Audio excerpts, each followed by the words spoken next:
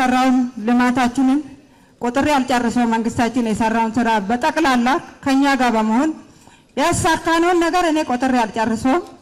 እኔ የመጣሁት ከወረዳ 7 ነው። ወረዳዬን ደግሞ ወክዬ ስናገር እንደ ወረዳዬ በጣም እድለኛ ነን እኛ በአሁን ሰዓት ማለት ነው።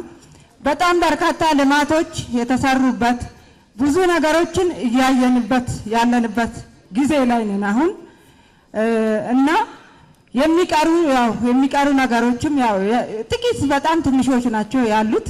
እነሱ ላይ ደግሞ መንግስት ከኛ ጎን እኛም ከመንግስት ጎን ሆነን እናሳካለን ብዬ አስባለሁ። እንደ ወረዳ 7 ነው ቆጥሬ አልጨርሰውም። ጤና ጣቢያ፣ ትምህርት ቤቶች፣ ምገባ ቤቶች፣ በጣም ዴኬር ብዙ ነገር በቃ ረዘም ሲል ስንጠይቅ የነበረ ጥያቄዎቻችን በጣም የተመለሰልን ሰዓት ነው ማለት ነው። በጣም ብዙ ነገሮች ተመልሶልናል እና ቀጣዩ ደግሞ መንግስታችን እየጠየቀ ያለው ወደባችንን ደግሞ ቀይ ባህር ከመንግስታችን ጎን ሆነን እናሳካለን። እንደ አባይ ወተን እንደ ልደታ ደስ ብሎን እስከ መጨረሻ በዝናብ እየተመታን ደስ ብሎን እዛ ቦታ ላይ ነበርን። አሁንም ደግሞ የቀይ ባህር ነገር እስከ መጨረሻ አልቆ ደስ ብሎን የምናይበትን ቀን እናፍቃለሁ። ህዳሴው ግድባችን ለሀገራችን መስታወት ብለን ነው የምንወስደው።